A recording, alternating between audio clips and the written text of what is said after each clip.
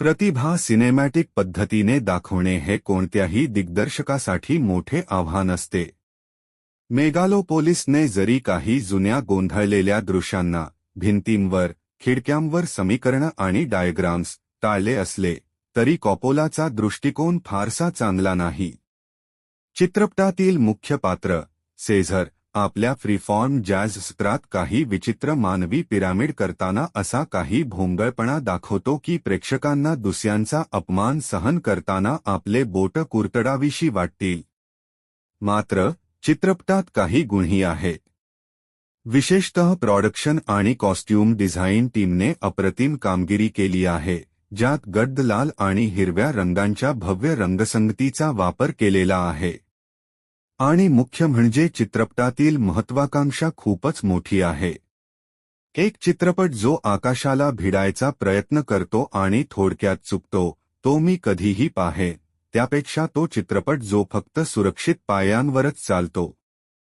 पण तरीही अनेक पातळ्यांवर हा चित्रपट अपयशी ठरतो.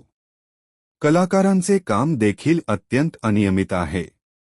ॲडम ड्रायव्हर आणि ऑब्रे प्लाझा त्यांच्या भूमिकेत पूर्णपणे झोकून देतात, तर जोन व्हाईट, बंक मालक हॅमिल्टन क्रास 3 ची भूमिका करताना अगदी अतिनाट्यमय दिसतात, आणि डस्टिन हॉफमन तर कधी दिसलेच नाहीत असे वाटते.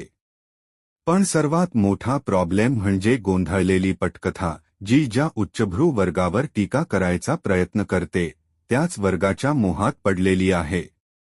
याचे एक उदाहरण म्हणजे चित्रपटात एक उपग्रह आकाशातून खाली पडतो आणि शहरावर थेट आदळतो, ज्यामुळे असंख्य विनाश आणि दुःख होईल असे वाटते. ही एक मोठी घटना आहे, नाही का? पण चित्रपटात ते फक्त 2 दृश्यांमध्ये एक सामान्य गोष्ट म्हणून दाखवले जाते, आणि जणू काही ते फारसे महत्त्वाचे नसावे, असा भाव येतो. चित्रपटातील सर्वसामान्य लोकांचे दर्शन फक्त 2 प्रसंगात घडते, एकतर ते फक्त एखाद्या कुंपणातून निरागसपणे पाहत असतात, किंवा ते दंगल करत असतात. त्यामुळे एक असा चित्रपट, जो सत्य सर्वांच्या भल्यासाठी किंवा नवीन युटोपियन भविष्य याविषयी बोलतो, परंतु प्रत्यक्षात सर्वात कमी लोकशाहीवादी कथा सांगतो. जर एखाद्या प्रेक्षकाला न्यूयॉर्कमधील एका इटालियन वंशाच्या कुटुंबातील सामर्थ्य संघर्षावर आधारित चित्रपट पाहायचा असेल, आणि तोही कॉपोलाच्या दिग्दर्शनात, तर नक्कीच काही चांगले पर्याय उपलब्ध आहेत.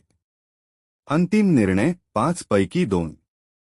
तर मित्रांनो, हा होता मेगालोपोलिसचा रिव्ह्यू. तुम्हाला हा रिव्ह्यू कसा वाटला हे कमेंट बॉक्समध्ये नक्की सांगा. आवडल्यास लाईक आणि सबस्क्राईब करायला विसरू नका.